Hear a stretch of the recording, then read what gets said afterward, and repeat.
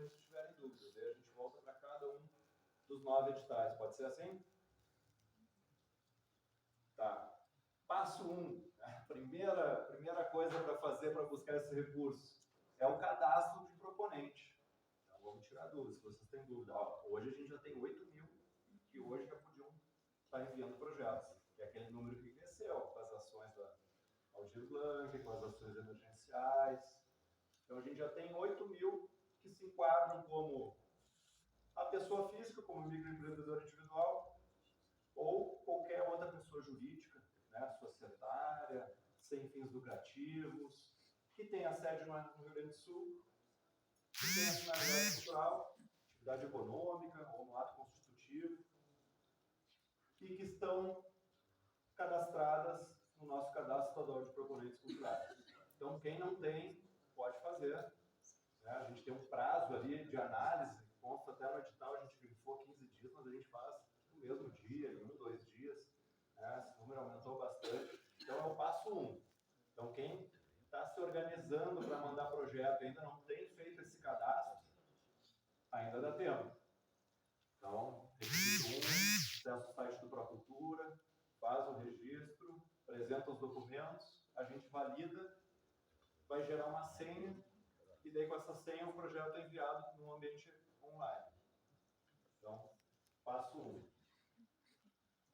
Já trago aqui alguns critérios que têm relação direta com o proponente.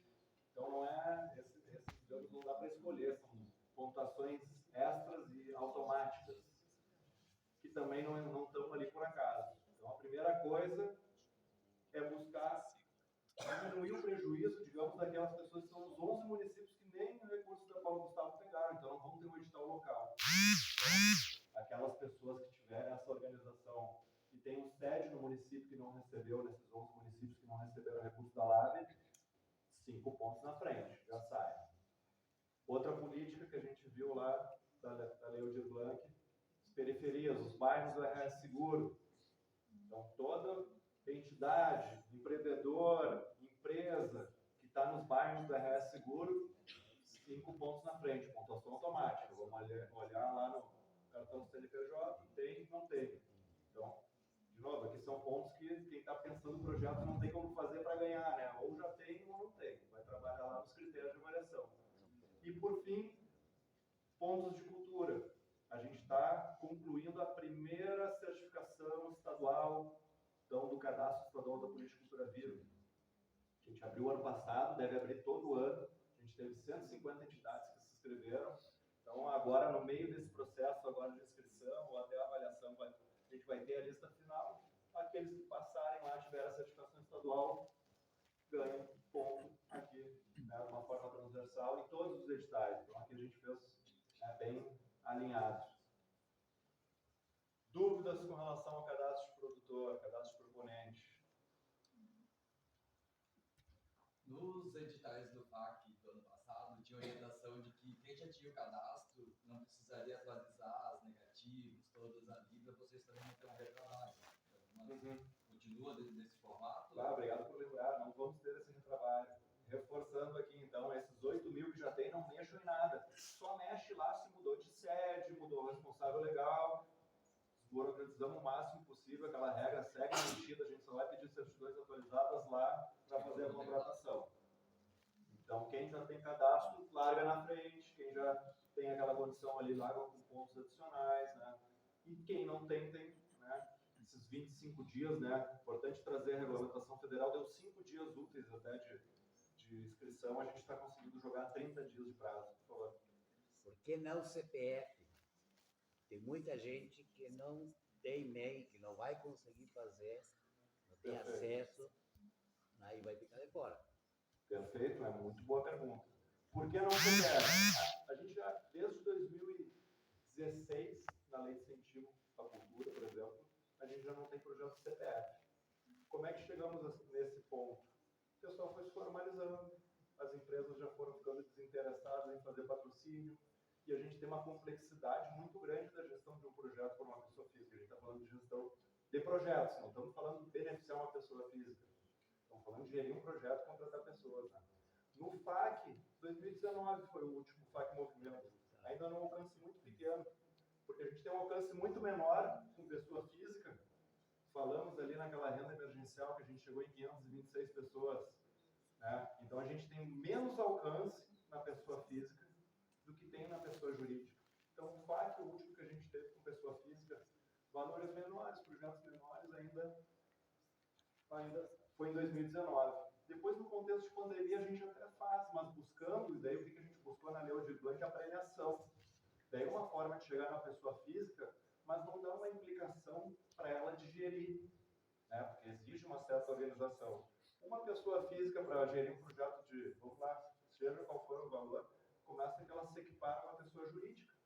Na hora da contratação, precisa fazer um registro junto ao INSS, precisa fazer retenções de INSS patronal, sai inclusive mais caro toda essa gestão do projeto. E a gente tem feito esforço, especialmente lá pelo programa de qualificação, para formalizar, e o resultado está aqui. Então, sim, uma série de pessoas não tem, não tem essa formalização, e a pessoa física pode ter, né, via microempreendedor individual. Então, elas têm duas opções, né, ou não participar e eventualmente participar no município, ou se articularem, que esse movimento, o projeto é coletivo, o proponente, ele não não são projetos individuais, o proponente não vai ser ele, por mais que a lei chame de beneficiário, ele é o responsável por fazer uma série de contratações, e a gente nota, inclusive, que até os proponentes, às vezes, na hora de contratar, privilegiam contratar a pessoa jurídica. E a gente falando com os municípios, vou falar até porque a gente estava num curso agora, quantos municípios que têm recursos para os eventos e não conseguem contratar os grupos artistas porque eles não estão formalizados, isso também traz uma burocracia. Então tem uma série de contextos, assim, né, trazendo alguns que colaboram, né, embora tudo esteja correto, a pessoa física, se não tiver um MEI, não tiver uma relação com uma empresa, com uma entidade, ela não vai conseguir ser proponente, mas ela ainda pode se articular para participar de projetos e receber pelo seu serviço, mas vai depender desse movimento, né? Mas de fato a gente, né, vem numa sequência, por isso que eu tentei dar alguns passos, assim, 2016, 2019, as ações emergenciais, para chegar nesse contexto de pessoa física.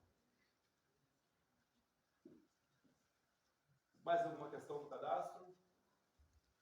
O proponente, no caso, eu tenho acompanhado alguns projetos, estou como produtora cultural, e aí estamos pensando assim sobre essa questão estadual, mas o proponente deveria ter um cadastro de produtor cultural em todas as situações, é isso? Por mais que ele não seja produtor cultural. E o que a gente fez até quando mudou a última vez a regulamentação? Para a gente, o proponente é o produtor cultural. Para acabar com esse conflito, porque a gente precisa de uma pessoa que entre com o projeto, que seja responsável pela realização, a gente vai abrir uma conta bancária no nome dele, ele tem que fazer todos os pagamentos, então para a gente ele é o produtor cultural. Se ele não tem todas as competências de produção cultural, e naturalmente não vai ter, às vezes é o próprio artista, ele vai contratar no projeto dele, mas ele é o produtor, porque é ele que paga todo mundo, ele que assina, se tiver problema na produção de contas, ele que vai ser cobrado. Tá? Então o proponente, o responsável legal para a gente, ele é o proponente quando manda o projeto, recebeu o recurso, é o produtor cultural. Né? Porque se tu entra na produção cultural, de fato, a gente tem uma complexidade enorme. Quem produz, né? Quantos grupos artísticos formalizados têm um produtor cultural para fazer toda, né, a gestão da sua carreira. A gente começa a abrir essa cadeia produtiva e observar uma série de competências, consequentemente pessoas, empresas que podem estar atuando para que a gente consiga fazer essas ações se realizar da melhor forma. Né?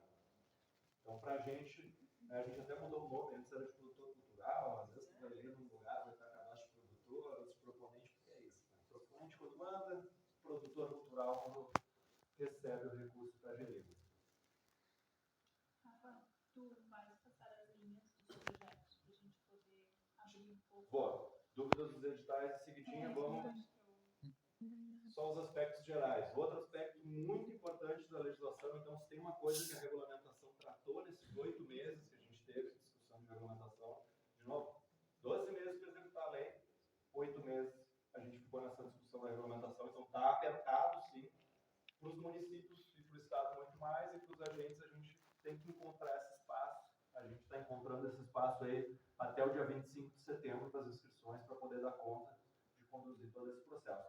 Mas um avanço importante, uma conquista, então, lá da regulamentação, são as cotas. Aqui sim, então já vem da regulamentação, ação afirmativa e cotas. A gente já tinha trabalhado com as cotas na lei Aldir Blanc, Então a gente volta a trabalhar, só que agora em todos os editais, todas as categorias, e ação afirmativa também vai estar sempre valorizando as equipes desses projetos. Então a gente certamente vai ter alguns resultados importantes, não só nessa descentralização, mas também nesse mapeamento de formação, de inserção no mercado, no audiovisual. A gente viu muito isso, então por isso que a gente já tem a relação, também tem a relação com isso, né, com a pontuação que a gente já fez estruturante de ação afirmativa lá no Filma RS, 20 pontos, né, e pela característica até de formação das pessoas. Mas enfim, então todas aquelas vagas que vocês viram, tem a reserva de vagas. Como é que vai funcionar as cotas?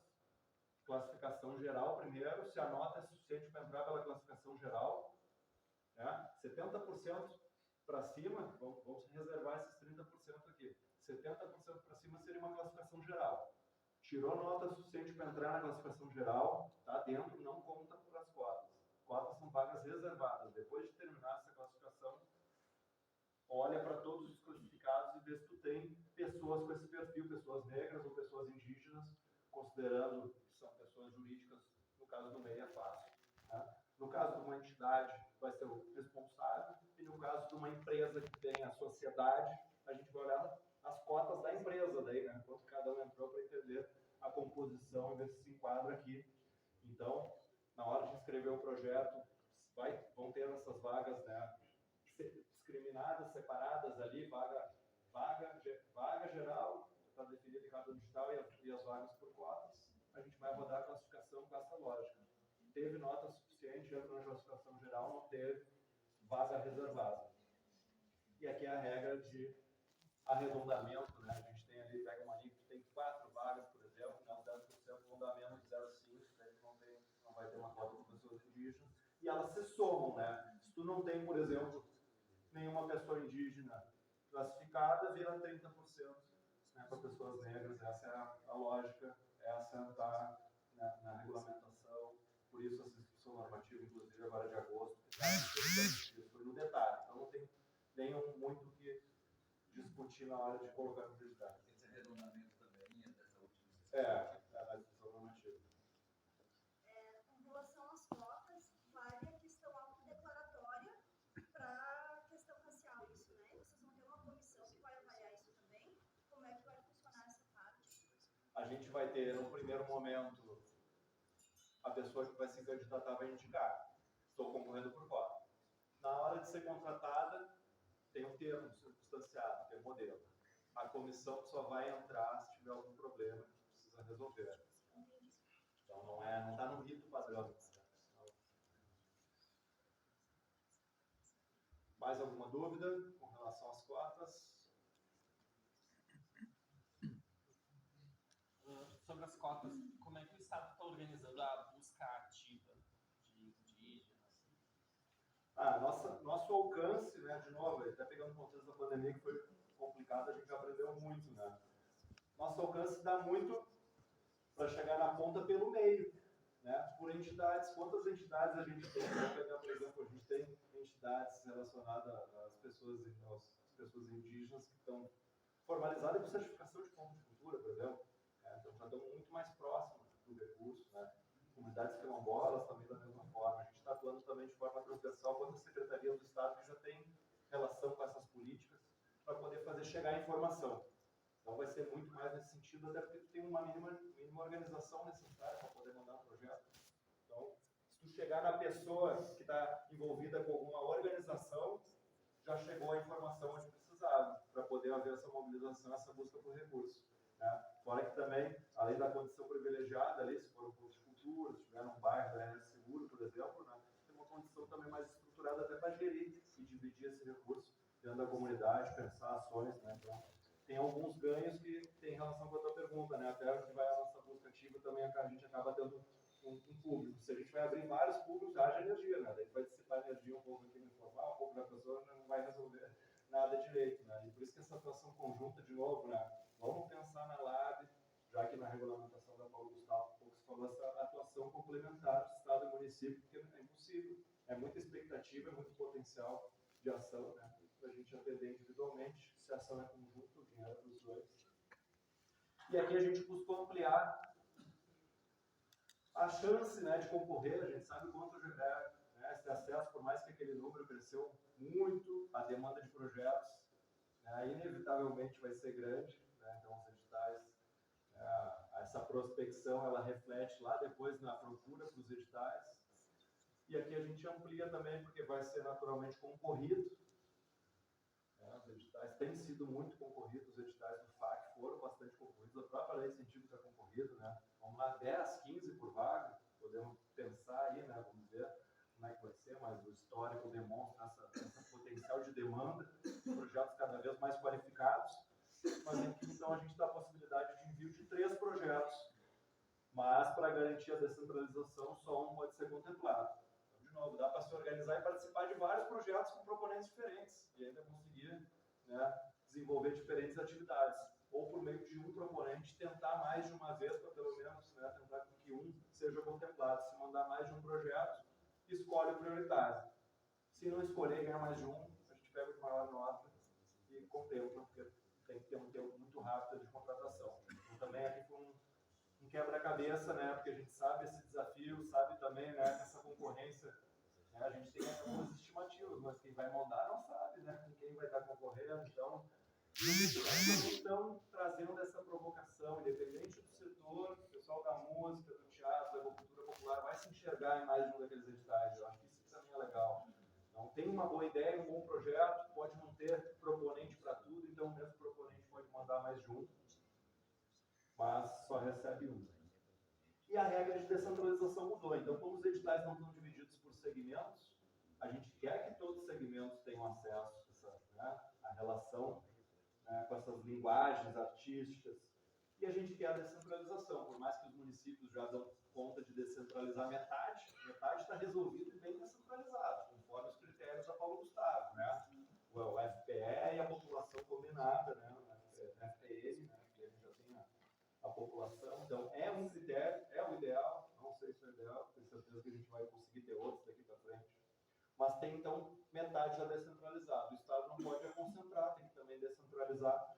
Então a gente foca nas cotas, primeira cota, número 1, né? Por isso também não fragmentamos o edital para ter mais chance dos projetos entrarem pelas cotas, então tem valores maiores, então isso vai mudar bastante. Se a gente fragmentar, você tem certamente muita cota não ocupada, concentrando em cada um dos editais, a gente tem mais chance de preencher as cotas, é o objetivo inicial. Depois os melhores projetos, as vagas se sobrarem, 50%, daí vamos por nota, independente de onde é, do município, da região. E de novo, né, não vamos atrelar, que nem a gente tem visto ali, até na própria lei incentiva se atrelar o projeto ao município, é uma visão muito rasa, né, porque o projeto pode acontecer no município, que contratou a gente não sei de onde, o público veio. A divisão por município é na Paulo Gustavo, ó, estou mandando tanto para cada município. Agora, a realização de um projeto cultural, a gente sabe, vocês que realizam, né, a contratação de serviço, o alcance, a abrangência, a importância para a cena cultural do município, da região. Então, metade melhor nota e depois a outra metade vai olhando sempre para a região que teve menos investimento, que não teve nenhum investimento, puxa aquele projeto. Segmento que não teve nenhum, puxa. E daí vai até terminar. Então, muita gente começou a ler nossos editais, sentiu falta lá no início da descentralização. Não tem descentralização, não tem descentralização. Está lá e depende do desempenho.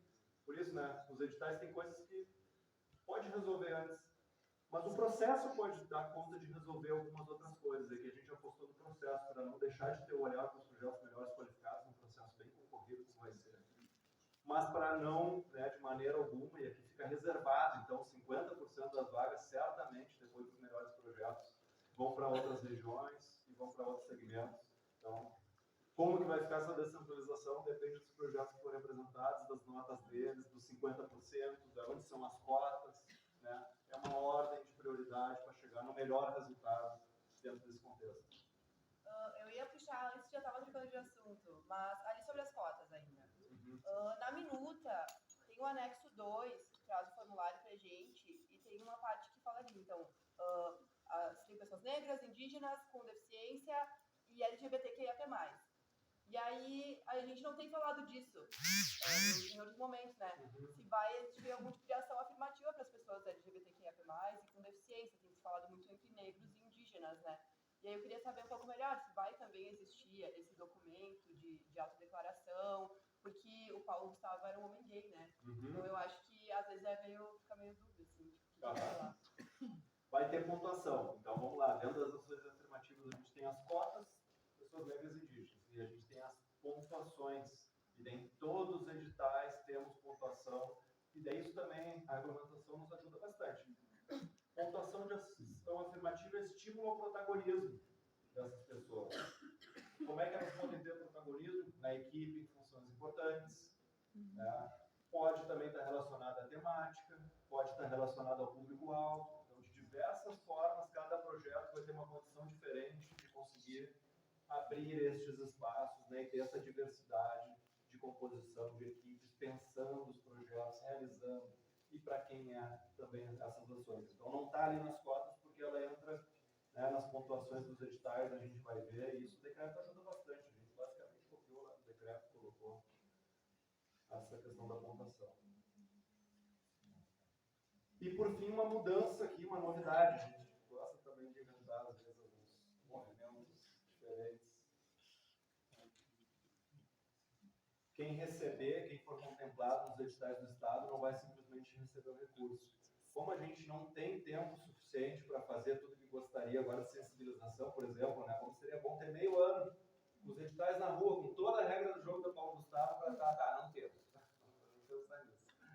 Então a gente tem 30 dias para, da forma, né, mais articulada possível, fazer a informação chegar. Então está cada uma das secretarias num lugar hoje, tem as conferências municipais de cultura, né, mandando pela internet, passando por entidades, comissões, e infelizmente o setor se articulou, né, não conseguiu essa lei por acaso estar articulada, então essa informação vai girar.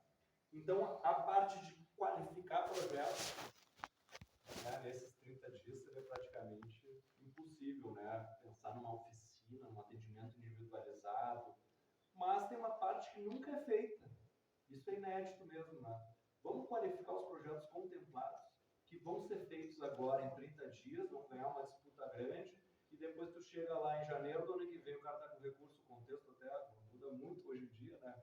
Essa antecedência que antes, né? Antes a gente demorava meio ano para tramitar um projeto, os editais também, né? Hoje é quase que inaceitável, né? Então, por mais rápido que seja, o contexto muda. Então, o que a gente quer fazer? Como tem esses recursos da lei? Contratar profissionais com todas as competências possíveis necessárias para poder qualificar aquela ação.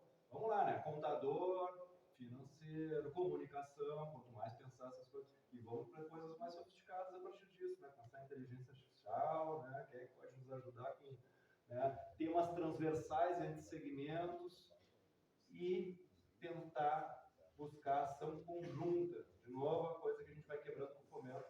Imagina lançar todos os festivais juntos do Estado.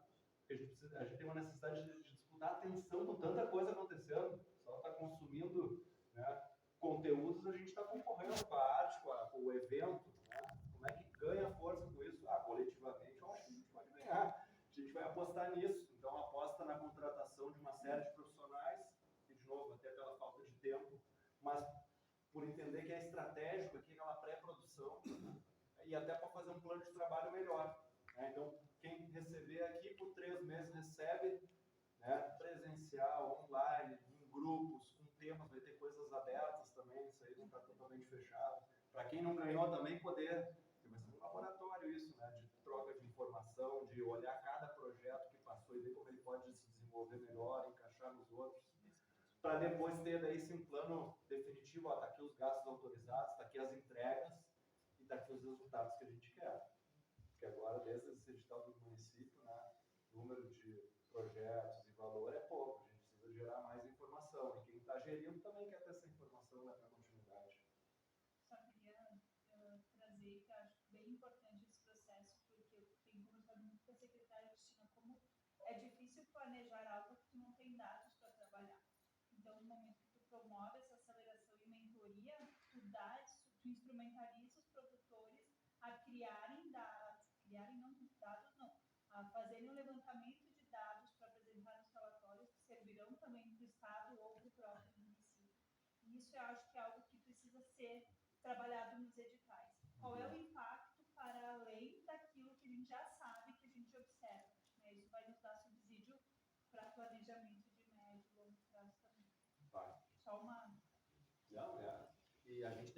capacidade limitada. Então, onde é que a gente coloca tempo para avaliar os projetos, para ver quem recebe, para ver se vai cumprir o objeto e prestou conta. E esse meio, que é a parte mais interessante, né? Como a gente pode fazer isso, né, ser mais interessante para todos os envolvidos, para o Estado, para a população, para o agente cultural. Vamos tirar dali algo que ajude o projeto a continuar. Então, a gente está apostando bastante nisso. Acho que vai ser interessante. E a parte de seleção, a gente também precisa qualificar e profissionalizar, e abriu hoje, então, tá? Todo dia que abriu o nosso banco de avaliadores. Então está aberto o nosso banco de avaliadores, todos interessados, pessoas que vocês conhecem, que têm um conhecimento sobre as áreas, que não vai estar concorrendo, logicamente, naquele edital que quer avaliar, pode se inscrever no banco. Depois a gente vai ter um processo de escolha de composição de comissões. Então, é um processo diferenciado, não é um processo de credenciamento, um requisito objetivo. Né? Então, é um processo de... tem credenciamentos que depois viram sorteios de indicados. Aqui a gente está pensando numa coisa diferente para, até pelo toda essa questão tão importante da regulamentação, essa diversidade. A gente tem essa diversidade de conhecimentos de pessoas dentro das comissões. Né? Por mais que as avaliações sejam individuais, as discussões são coletivas. Né? E é um conjunto sempre de avaliadores que vai avaliar cada projeto. No nosso caso, 4. A gente sempre descarta a maior e a menor nota, para poder ter uma média mais equilibrada. Então, é um volume grande de avaliações, nosso banco está aberto e a gente vai buscar ter conhecimento prático, conhecimento acadêmico, mulheres, negros, enfim, buscar um conjunto que seja diverso, plural e consiga discutir e resolver bem essa parte do processo e ser remunerado também, mais remunerado do que estava sendo, pelo menos no fundo. Então, acho que isso é outro campo que se abre para quem trabalha na área da cultura. Agora tem uma demanda enorme por avaliador de projeto. É algo novo, a gente não tem pessoas com conjunto, uma experiência tão grande, mas a gente tem pessoas que têm um olhar muito importante lá na ponta, que na hora de estar lá do outro lado, vão conseguir contribuir com o processo, quando voltarem lá para atuar, vão levar aquela experiência, vai passar 100 projetos avaliando, imagina, né, uma quantidade de informação. Então, acho que tem 2 ganhos, né? Esse ganho, claro, financeiro, um tempo, uma oportunidade de trabalho, e esse ganho de experiência que volta para o setor. Claro que a gente abriu para o país todo, né, buscar interessados de fora, porque muitos agentes aqui vão concorrer naturalmente, está perfeito isso. Então, abriu hoje o nosso banco, vai até dia 15, a gente vai intensificar essa divulgação agora também. Dúvidas? Não gente, eu acho que é isso, vai até dia 15, a gente tinha conversado sobre possíveis pareceristas e formadores que gostariam de se inscrever em editais e não poder se inscrever por estar dentro dessa, mas é isso, vai encerrar e depois começa outro processo. Ruim os tempos, porque a lei nos aperta, né? Então, o ideal talvez era isso, escreve os projetos. Tu não pode nem fazer em tese agora a habilitação, tu já tem que mandar direto para a seleção, né? Se for lá pelo decreto do fomento. Não vai ter habilitação, não vai ter conferência documental, burocracia sanável lá para a fase de contratação. Então vai um monte de projeto para a comissão de seleção, e a comissão de seleção tem que se virar. Já tem que estar montada dia 25. O tempo não nos permitiu abrir antes. Acho que agora também é interessante, porque daí já abriu os editais, as pessoas já viram quais vão concorrer, e a gente, para não comprometer esse tamanho do banco também, possibilita que tu possa concorrer em algum edital e possa avaliar em outro. Só tem redações extensíveis ali no que tu está avaliando, teus parentes, cônjuges, para evitar qualquer possibilidade de interferência, e claro, alguns casos que tu vai te declarar impedido e o projeto vai ser redistribuído. Então tem algumas restrições para te estar lá na comissão, tem outras que vão fazer tu não avaliar determinado projeto, para que a gente consiga montar essas comissões.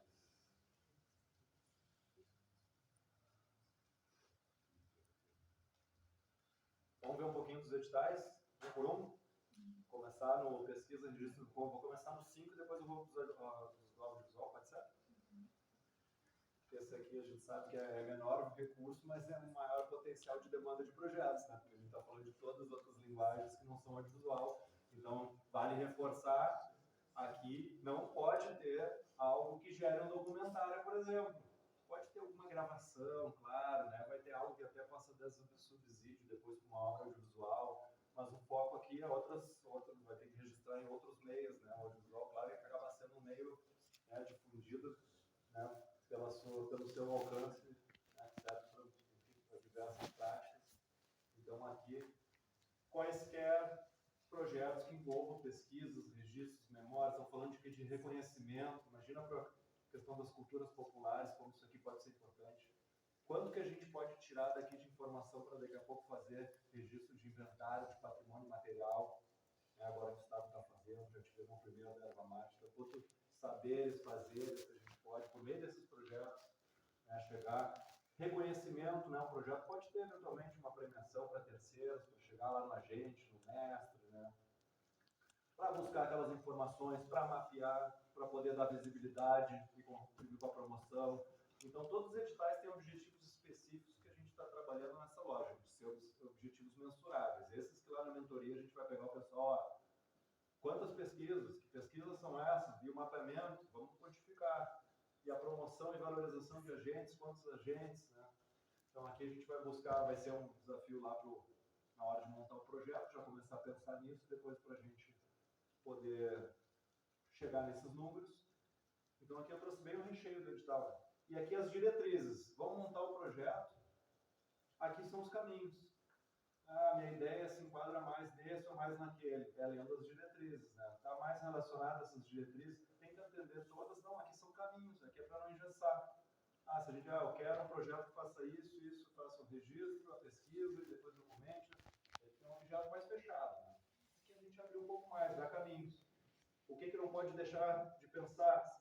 Alguma coisa que tenha relação com essas diretrizes, por exemplo, ali promover ações de valorização e conscientização, incentivar a pesquisa e a preservação de bens materiais e imateriais, acervos artísticos e documentais, alavancar a salvaguarda e resgate cultural de saberes e fazeres de povos originários, de comunidades tradicionais. Uma série de caminhos. Os projetos vão atender mais ou menos. Tudo bem, né? Muitas vezes nos vem a pergunta, se enquadra nesse ou se enquadra, né? Vai se enquadrar mais num, menos no outro, é quase um botão, assim, não chega a ter um sim e não para muita coisa. Então, o processo de seleção que vai resolver isso. Se enquadra mais do que os outros dentro daquelas regras e aquela composição toda de classificação, é isso que vai fazer um ganhar ou não. Então, todos os editais vão ter essa pontuação de enquadramento. Esse é um padrão nos nossos editais, que é o enquadramento das diretrizes. Ah, o cara mandou um festival. Ah, tá totalmente fora, isso era outro edital, muito pouco ponto aqui vai ter, 0 ponto. Ah, um festival que tem a valorização, daqui a pouco vai ter algum, entendeu? Então não é assim ou não. A avaliação vai resolver, a pontuação são esses avaliadores. Tem mais enquadramento, menos enquadramento. Outro critério que tem em todos, viabilidade e planejamento. É questão técnica formal. Sim, tem traduzir no papel pode ter alguma complexidade, mas quem faz sabe o que é viável. Então não é só o que está formal no papel, é conseguir, através daquela ideia que está apresentada, compreender que aquele valor vai ser suficiente, aquele cronograma vai ser ok, por mais que a gente vai dar essa mentoria depois, né? Então aqui, questão bem técnica do projeto. Depois a gente entra em 2 critérios, aqui sempre vai mudar, cada edital vai mudar. Edital de pesquisa, registro e memória, quais são os critérios mais importantes? A gente gravou a relevância temática e legado. Relevância? Obrigado aí. Então, relevância temática, o que está sendo pesquisado, qual é a urgência, né? Qual é a dimensão, a importância cultural do que está sendo pesquisado e o legado. O que essa pesquisa pode gerar em termos de continuidade, de visibilidade, mapeamento, preservação, desdobramento e outras ações. Cada projeto vai conseguir contribuir mais ou menos naquilo ali, né? Vamos tentar potencializar depois. E depois a gente fecha 2 critérios que tem todos, o que a gente falou, a ação afirmativa, está em todos. Então vai ser esse protagonismo. Olha como aqui cabe na temática, né? Cabe no público que vai ser objeto da tua pesquisa, que daqui a pouco vai ser premiado, vai ser valorizado, né? Vai ser convidado a participar. E cabe a outra pontuação de qualificação técnica da equipe. Né? Precisamos de uma série de conhecimentos para fazer um processo de pesquisa, né? Vai resultar em uma obra. Então, a gente vai compor, né? Busca do equilíbrio, poder ter critérios que funcionem para esse objeto. Então, são esses os critérios critérios desse edital. Quando se fala em preservação de patrimônio, e bens materiais e imateriais, independe de registro e tombo. Independe, Tá. perfeito. Não, o nosso Instituto de Patrimônio está com o olho brilhando. Imagina daqui quanta coisa pode sair, que daí sim, terminada essa pesquisa, quem sabe a gente consegue dar entrada no processo de reconhecimento. Imagina para aquela prática o que pode ter de ganho, né, de valorização da política pública, enfim. Então, independe. Pode ter, pode não ter, mas pode vir a ter depois do resultado da pesquisa. Uma exposição virtual. Então, de novo, qualquer linguagem, uma pesquisa da área da música, de determinada expressão, do documentário e exemplos aqui heritage poderiam dar vários. A gente sempre fica assim, um exemplo, não ficar balizando a ideia, e né? não encaixa um livro. Mas é bom, dá para pegar até outros editais que a gente fez para outras áreas e relacionar com essas finalidades, mas dá para pensar muita coisa. Posso para o próximo? E cadastrar lá. Cultura e educação. Então, aqui o desafio é esse, atividade formativa. Como é que a gente consegue gerar aprendizagem através da cultura? Então, não é aquela qualificação lá do artista, isso é lá no grupo artístico, isso é para terceiros. Por isso que eu acho que tem muito esse olhar para jovens, não precisa ser, vai poder ser para idosos, vai poder ser para, enfim, diversos públicos, está em aberto aqui, vai poder ter relação com escola, né, bem como eu disse, com contraturno ou não, né? Vai poder ter relação com, eventualmente, alguma entidade que já tem um trabalho continuado, vamos se juntar e fortalecer, agregar alguma coisa nessa grade de conteúdo programático, de profissional, então até tem pontuação que pensa um pouco nisso. E a gente vai querer, né, contratação de profissionais, então de novo o artista vai estar, né, a pessoa que tem conhecimento na área da arte, da cultura, vai poder estar sendo contratado, e o desafio vai ser envolver esse público, né, para poder gerar um engajamento, já pegando os critérios centrais desse engajamento. Claro, tem que ter um engajamento, né, tem que ser uma atividade que gere, né, por algum tempo, algum tipo de relação com esse público e que tenha uma proposta pedagógica. Claro, vamos buscar ajudar lá depois, não é simples, a gente está falando de, né, de um conteúdo programático, de uma técnica pedagógica, de uma carga horária que vai ter que ser pensada, vai ter que ter essa relação dentro do contexto das pessoas que estão sendo atendidas, mas o desafio está aí, né, para poder capacitar educadores, porque vão ser contratados, vão se desenvolver, vão poder estar aptos aí para desenvolver depois essa atividade em outros contextos, vamos estar estimulando o aprendizado através da arte e cultura, e o quanto pode ser importante isso, né, nosso modelo de educação, poder estar trabalhando com lúdico, trabalhando, né, de uma outra forma, muitas vezes até com temáticas, com questões relevantes para a sociedade, que a escola já tem tido uma dificuldade, né, de ter essa retenção de atenção, esse aprendizado das crianças. Então, diferentes técnicas de aprendizagem, a gente vai estar estimulando a fruição e circulação artística. Bom, a gente já tem, mesmo em editais que não tinham essa provocação, a gente já tem colecionado uma série de experiências bem interessantes, né? E são importantes não só para as pessoas, a gente vê que o próprio processo artístico muitas vezes acaba se abastecendo, né, nessa troca e conseguindo também colaborar aí na criação desses profissionais. Então, linhas gerais. Qualificação aí nesse edital? Esse Tu pode usar também como um meio, né? Vai ser lá daqui a pouco da pode jogar. qual é a tua técnica pedagógica, eu vou trabalhar com mediação de leitura, vou ter livros, vou precisar montar um livro com o resultado das oficinas, vou gerar um Acho que conteúdo. até Está tudo em essa aberto. porque ela De novo, é aquelas ambiental. perguntas que o edital vai te deixar dúvidas, porque de fato o caminho está aberto. O importante é que tu não fuja de ter uma proposta pedagógica e utilizar esse O material Leonardo para atividade vai formativa. ter que amanhã. Pode produzir meios para isso, produzir materiais, resultar numa exposição sobre tudo em aberto, né? Mas o objeto é esse. Mais dúvidas?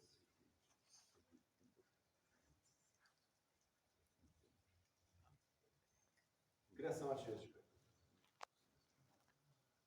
Mais novo esse é mais difícil ainda de ver, porque de fato não se tem, é difícil tu ter um edital tão aberto para pensar a criação. Não está focado na estreia, não está focado na circulação. Ah, vai poder ter, que nem qualquer outro. Né? Mas o foco aqui, né, o valor investido, o tempo ali de trabalho no cronograma tem que ser para estar pensando no processo criativo.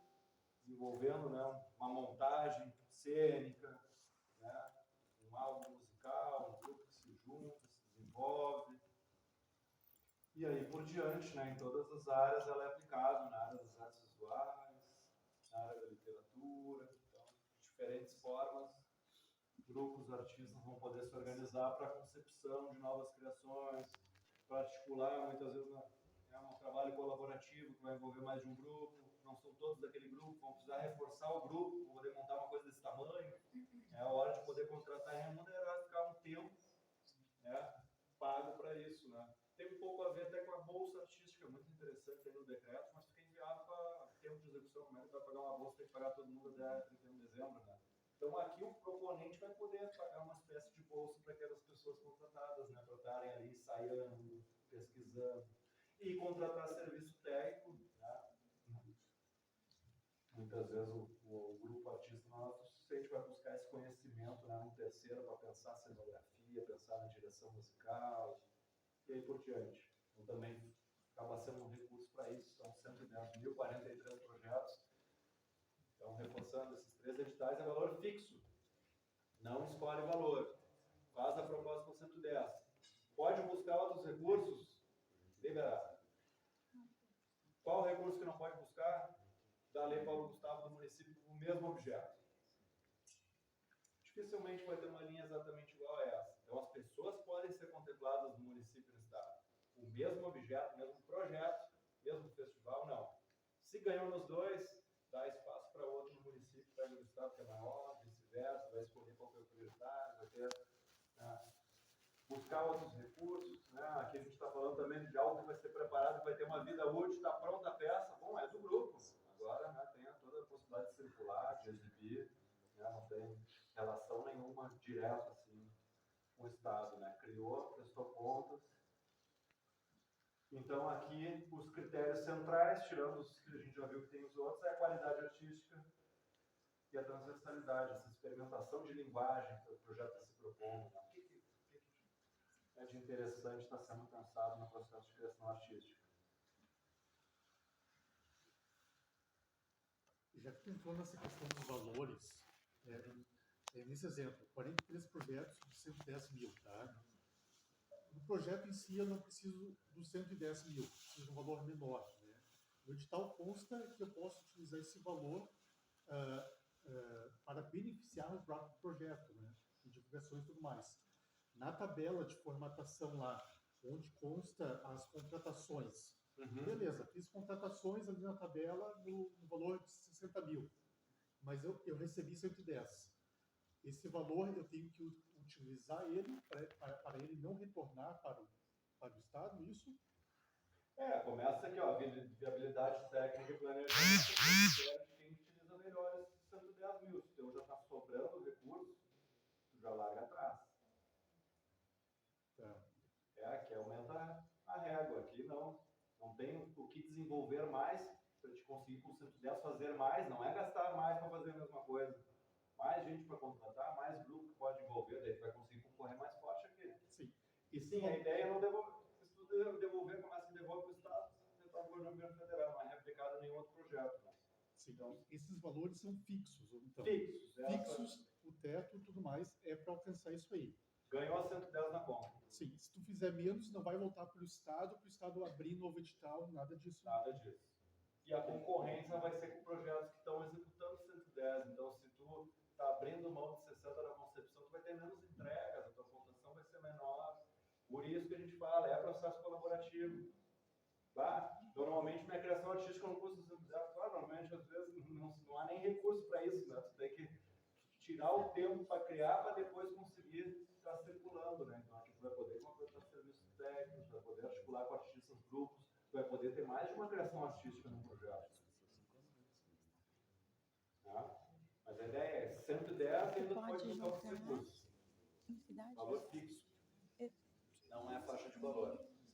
É bem importante reforçar isso, porque a gente tem editais diferentes. Né? Então, na hora de concorrer, busque a melhor aplicação possível de 110. Lá na hora da aceleração e mentoria, a gente vai te dar todo o suporte para aplicar da melhor forma o 110. Né? Para não sobrar, para gastar bem, né? Para os custos estarem adequados, para conseguir aumentar o alcance. dar um resultado. Eu ainda não achei. É boa questão. Aqui que a gente já sai para duas faixas de valores, ó, mas de novo, também valor fixo. Então vai ter projetos que vão receber 150. Ó, aqui tu já entra num projeto que tem uma facilidade maior de ter outras fontes, porque aqui no festival pode ter a comercialização de ingressos. Então, diretamente na execução tu já pode ter uma outra receita, né? Patrocínio, tem mais visibilidade, mais público. Né? Se tiver lei de incentivo aprovado, pode para esse Do município vai? do estado, não? Não. Ah, ok. Procultura, Federal também pode. Procultura, Liquifag já tem um recurso nosso. Né? Ok. E Paulo Gustavo é uma atuação conjunta com o município também não. Então, tudo além disso. Federal pode? Tudo menos Procultura, porque hoje não tem duas saídas de recurso do mesmo lugar do estado. Sim. Esse recurso até está vinculado ao fundo, né? Abrir oportunidade para outros. Então dá para buscar depois, dá para ser contemplado aqui, depois lá na pré-produção, né?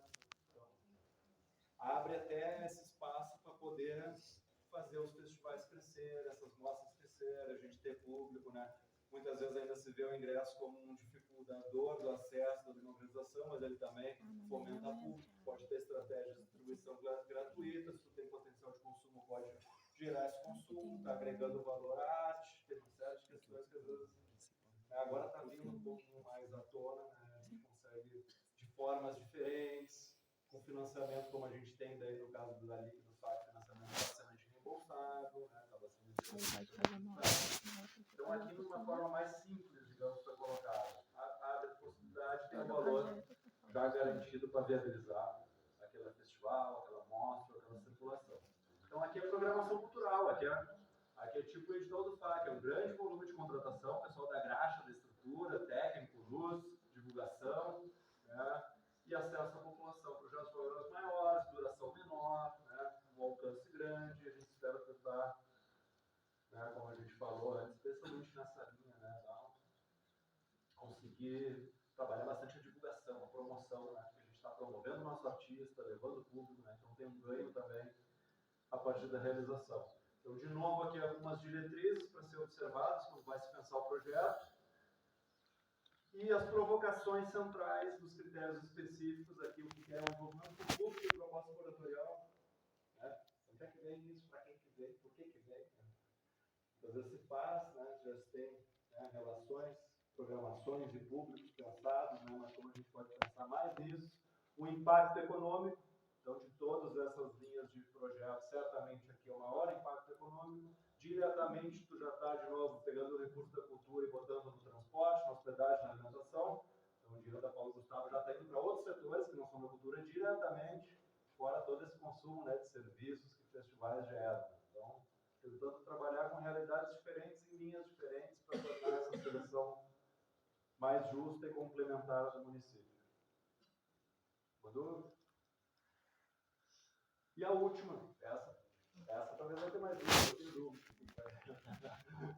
vai ser apresentada aí. Então, essa é aquilo que a gente falou no início, é a linha para abrir espaço para inovação, abrir espaço para questões que podem envolver tecnologia ou não, mas certamente envolvem pessoas, envolvem uma coletividade, uma atuação em rede. A gente já tem isso muito presente, por exemplo, na economia solidária. Alguns setores da economia criativa têm articulação e conseguem ganhar espaço.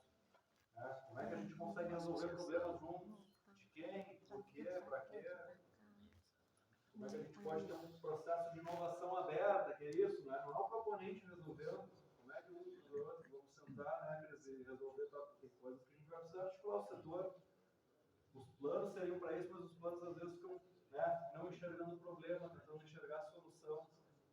E a gente perde esse espaço de pensar de fato o real problema. E aqui é dar uma condição, e daí uma condição financeira ali, 100 mil ou 200 mil, para coletivamente as pessoas pensarem nisso.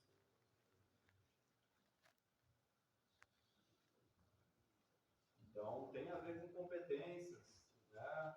Vamos trazer a galera da publicidade, da tecnologia, trabalhar com o cara da cultura popular, pensar como o patrimônio pode repercutir na moda, ou vou pegar só um setor a música. Bom, como um músico pode trabalhar como músico, pode trabalhar na publicidade, gerando um dia, pode trabalhar, enfim.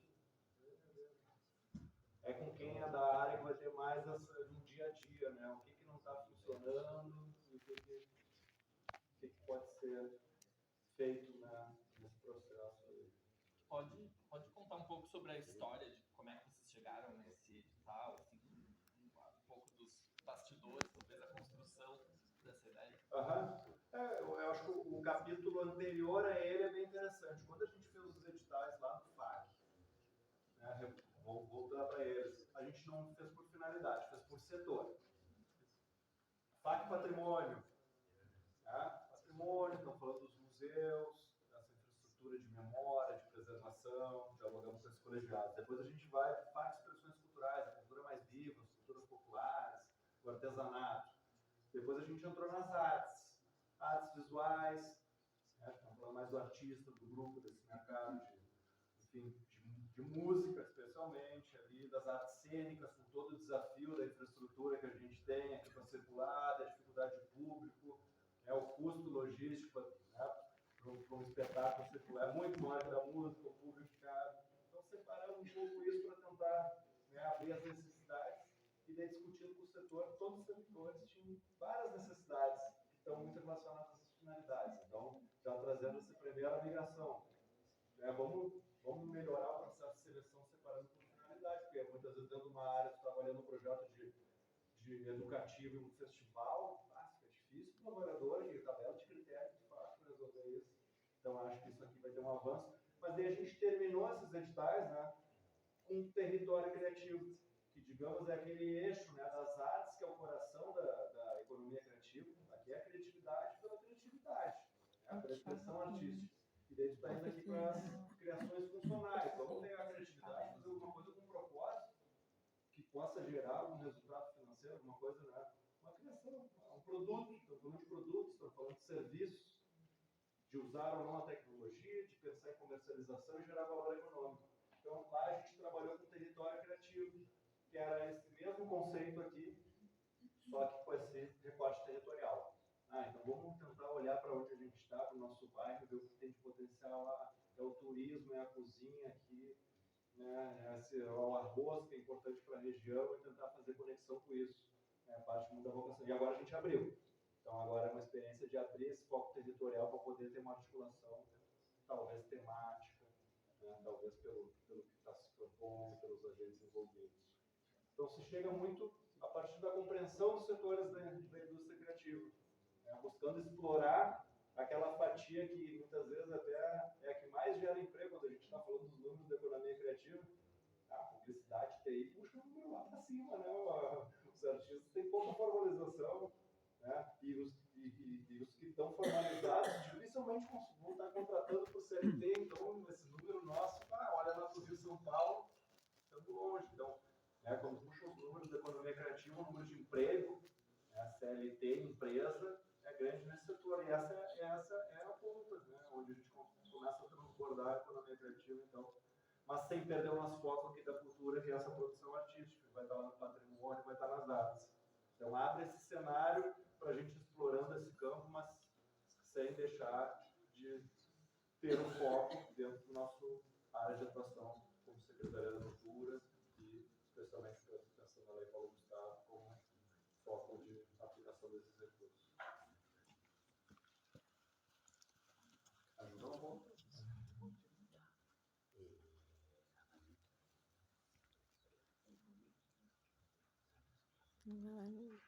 E agora vamos ver esses quatro, então, para fechar? Então, bem tempo aí.